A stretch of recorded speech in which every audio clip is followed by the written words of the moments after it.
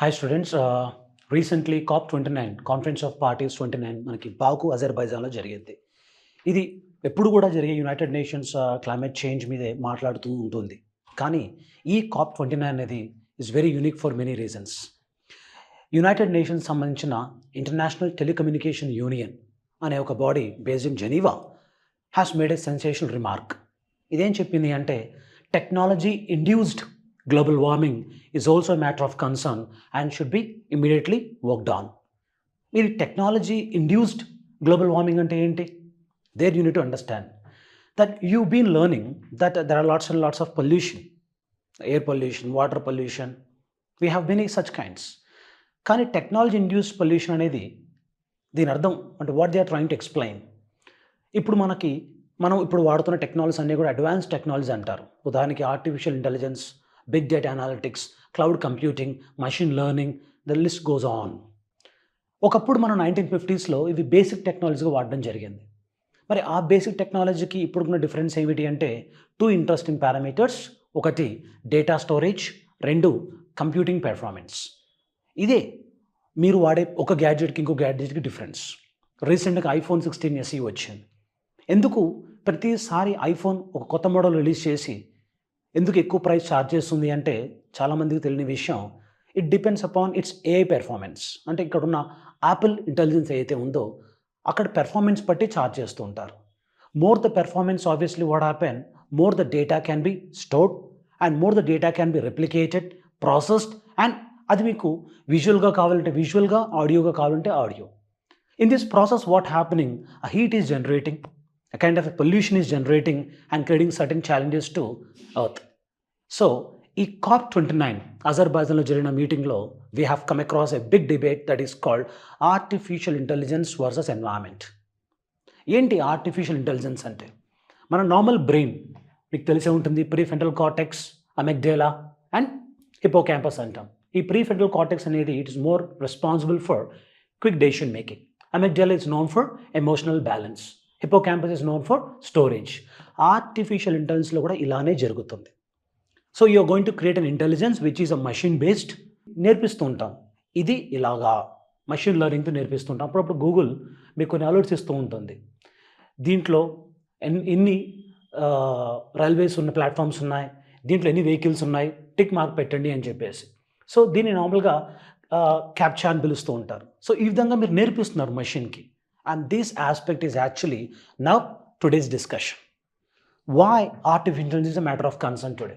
మీరు చూడండి, మన రోజు every aspect of lifestyle, work, business ప్రతిదీ కూడా ఆర్టిఫిషియల్ ఇంటెలిజెన్స్తో ఇన్లైట్ అయి ఉంది. You name it, science, technology, engineering, mathematics, medicine, metallurgy, the list keeps on going. ప్రతి దానిలో కూడా ఆర్టిఫిషియల్ ఇంటెలిజెన్స్ ప్రభావం అవుతుంది. అది ఎంత ప్రభావం చూపిస్తుందంటే ప్రస్తుతం దానికి గ్లోబల్ మార్కెట్ విలువ $200 బిలియన్ ఉంది. And by 2030 it's going to be $15.7 trillion. Such a big number. 15.7 trillion అంటే కొన్ని దేశాల యొక్క జీడిపిని కలిపితే వచ్చే అంత హ్యూజ్ అమౌంట్.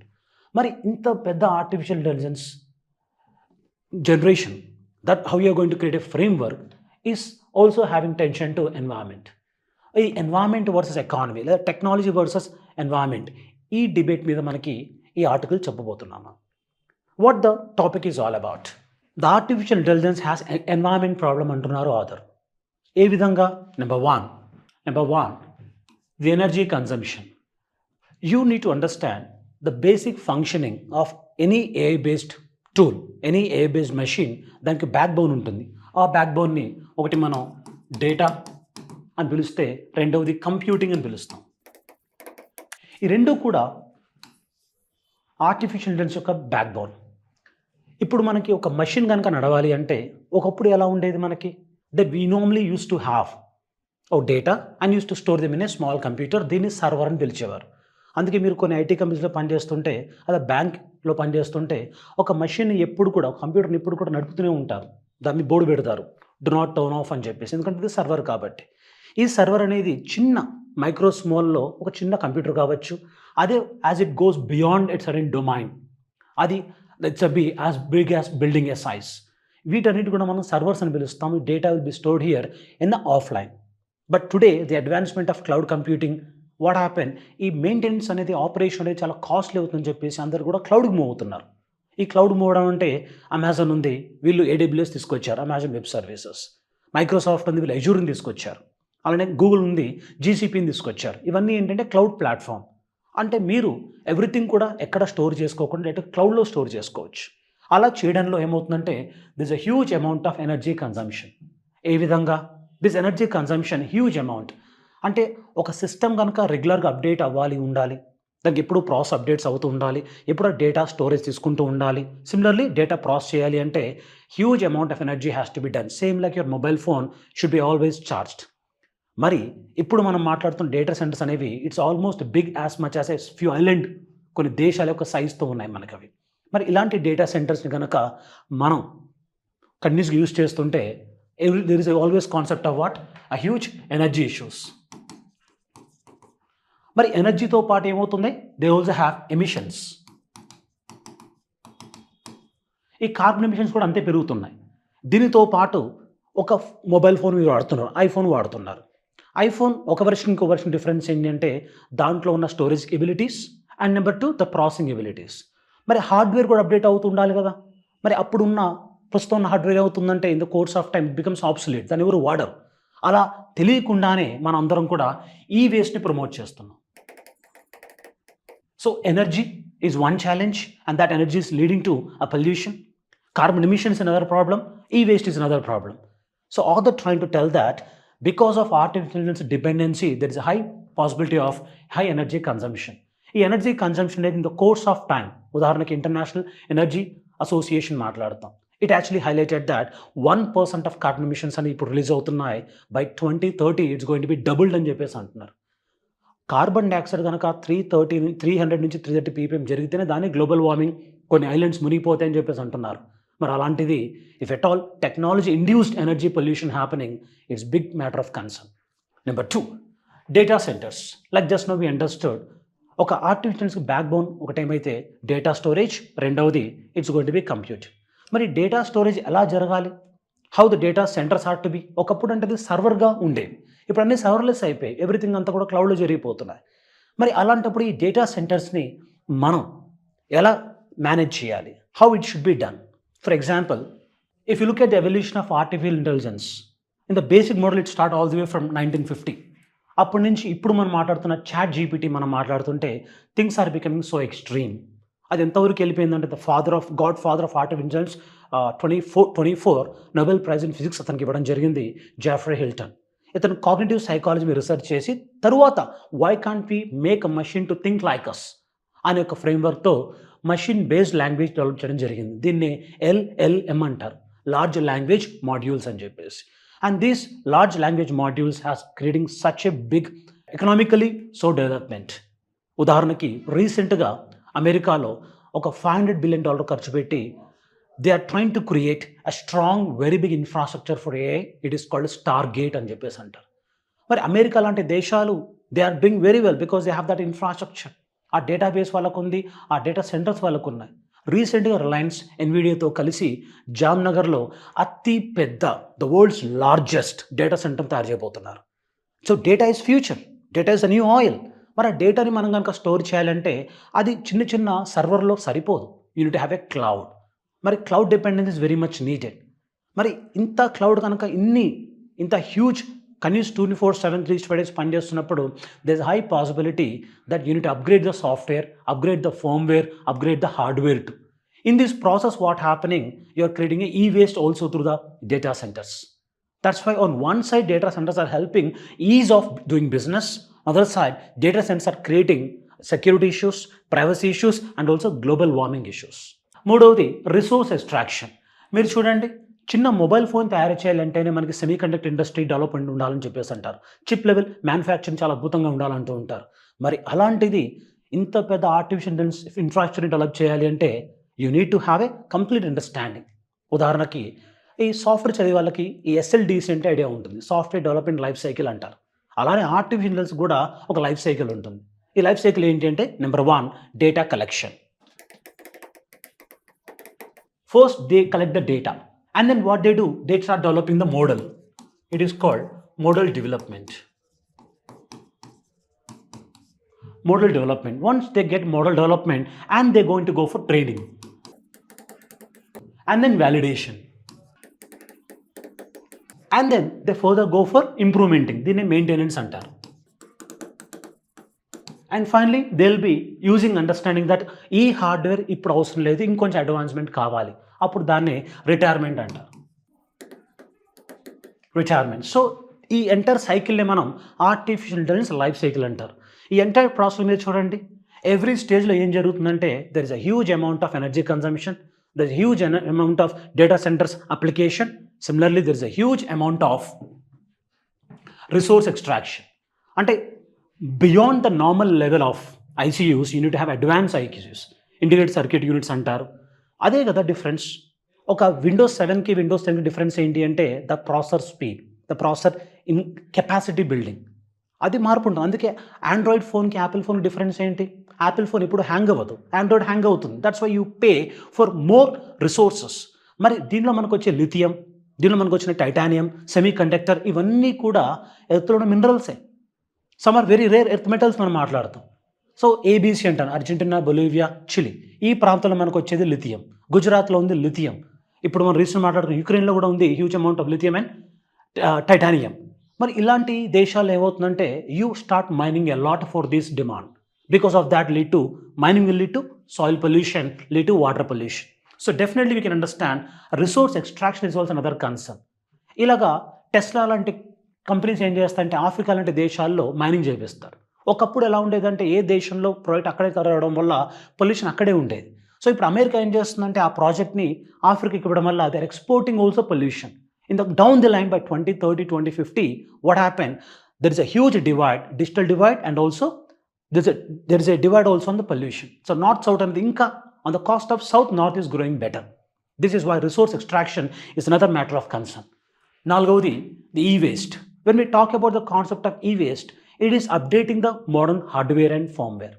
కొత్త హార్డ్వేర్ రావాలి, కొత్త ప్రాసెసర్ రావాలి, కొత్త డేటా ఎప్పుడైతే మీరు తీసుకుంటున్నారో దాన్ని ప్రాసెసింగ్ చేసే కంప్యూటింగ్ ఎబిలిటీస్ ఉండాలంటే a huge amount of research and development has to be done on the building a strong hardware.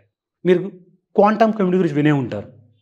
Quantum computing is going to amplify the processing speed 8 times. So ఆ quantum computing కూడా ఇప్పుడు సరిపోవట్లేదు. If you want to send someone to Mars, someone to Shukrayaan mission, Aditya mission, ఇవన్నీ జరగాలంటే ఆ processing speed చాలా పెరగాలి. In the course of time what happening, ఈ waste has been a big concern. అందుకే government of India right from the energy consumption we have national solar machine. Similarly, we talk about the data centers.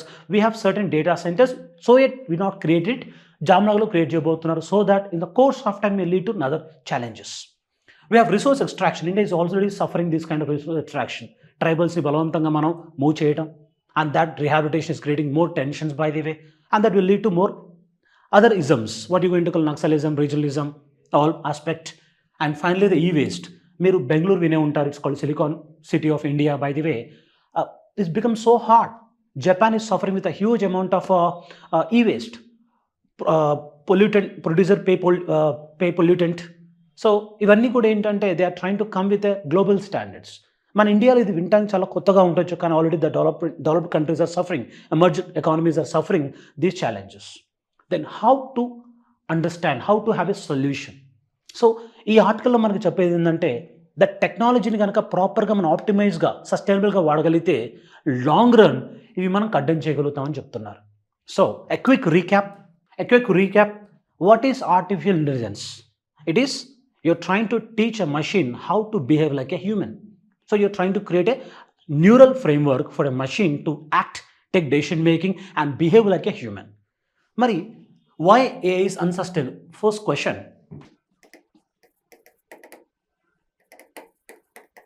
Why AI is needed? Artificial intelligence enduku avasaram manaki ante definitely to ease our lifestyle, to ease our work style, to ease our business. So ee roju meeru A technology చూసినా, a global platform మీరు చూసినా సరే technology ఎనేబుల్డ్గా ఏది లేదు, including your Instagram.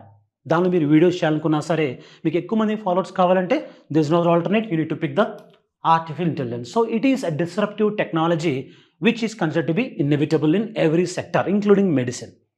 Second question, why is artificial intelligence unsustainable? Artificial intelligence unsustainable because they function on basic elements of number one, energy consumption, emission, and also e-waste. కాబట్టి ఇది ఒక machine, ఒక హ్యూమన్కి ఎంతైతే ఫుడ్ అవసరమో machine కూడా అంతే అవసరం. And in the course of time if you don't have any certain regulatory framework, definitely this is going to be a big matter of concern to us. How does AI consume energy? Like you know that నార్మల్గా energy అంటే మనకి ఏం గుర్తొస్తుంటాయి?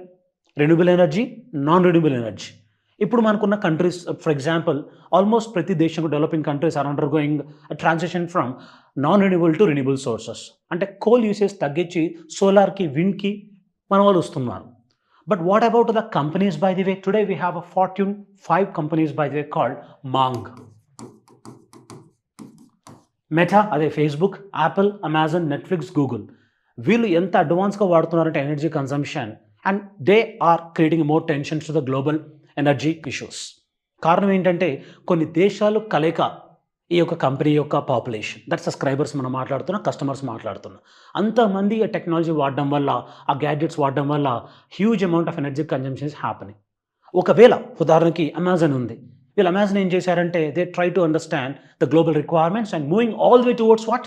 Renewable energy. Google has start with a deep they have come with a deep framework by the వే. ఈ deep ఫ్రేమ్వర్క్లో ఉన్న advancement ఏమిటి అంటే ఈ యొక్క విండ్ మూమెంట్ ఎలా ఉందో వీళ్ళు క్యాలిక్యులేట్ చేయగలుగుతారు. అలా క్యాలిక్యులేట్ చేయడం వల్ల they want to use more wind energy as a part of energy consumption. So ప్రస్తుతం ఉన్న ఆల్మోస్ట్ మీరు నెట్ఫ్లిక్స్ వాడతారు.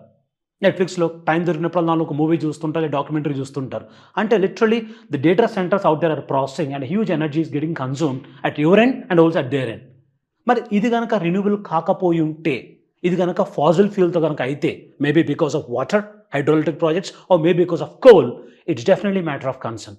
అందుకే చాలామంది ఏఐని అన్సస్టైనబుల్గా పిలుస్తూ ఉంటారు, because of it's too much energy consumption. అలా అని చెప్పేసి వదిలేద్దామని కాదు. Better you try to create a power grids, energy grids create చేసుకోండి, ప్రాపర్గా ఆప్టిమైజ్ చేయండి, సో దట్ ఈ యొక్క ప్రాసెసింగ్కి టైలర్గా మనం చేసుకోండి. అంటే ఫర్ ఎగ్జాంపుల్ నెట్ఫ్లిక్స్లో మీరు గమనించారా, ఒకసారి మీకు ఆ మూవీ స్టార్ట్ అవ్వగానే స్కిప్ అని చెప్పేసి వస్తుంది, స్కిప్ టైటిల్స్ అని చెప్పేసి. స్కిప్ చేయడం వల్ల ఏమవుతుందంటే ఆ ఎనర్జీ ఏదైతే ఉందో ఆ టైటిల్ చూపించడానికి అది స్కిప్ అవుతుంది. So that what happen, this kind of tailored mechanism అలా చేయడం వల్ల number of hours that you spend on energy consumption will come down. You understand what I'm saying? Yes.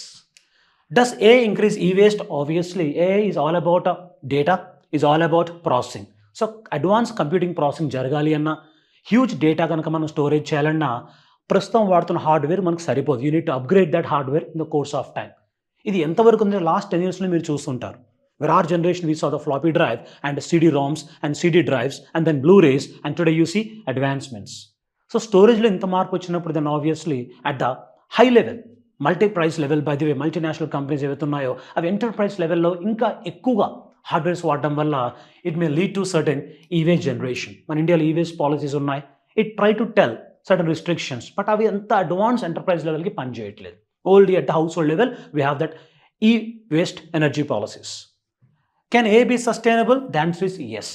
మనం ప్రాపర్గా ఏని వదులుకోవాల్సిన అవసరం లేదు. దాన్ని ప్రాపర్గా మనం డిస్ట్రప్టివ్ టెక్నాలజీస్ వాడుకొని మషిన్ లెర్నింగ్తో టీచ్ చేసి, ఫర్ ఎగ్జాంపుల్ మన జామ్నగర్లో తయారు చేయబోతున్న డేటా సెంటర్కి LLM తయారు చేయబోతున్నాం. అంటే లార్జ్ లాంగ్వేజ్ మాడ్యూల్స్ ఏవైతే ఉంటాయో, ChatGPT ఏదైతే సాధించిందో, చైనాలో ఆల్రెడీ మీకు వినే ఉంటారు, DeepSeek వచ్చింది, ఇండియన్ వర్షన్ కూడా రావాలి. మరి అలా రావాలి అంటే definitely you need to rely on the deep learning process and with artificial intelligence. అందుకే మనకి నీతి ఆయోగ్ కూడా ఆర్టిఫిషియల్ ఇంటెలిజెన్స్ పాలసీ తీసుకొచ్చింది. If at all you want to survive for the future, you need to work on artificial intelligence, and that should be only sustainable in both letter and spirit. Thank you. Jai Hind.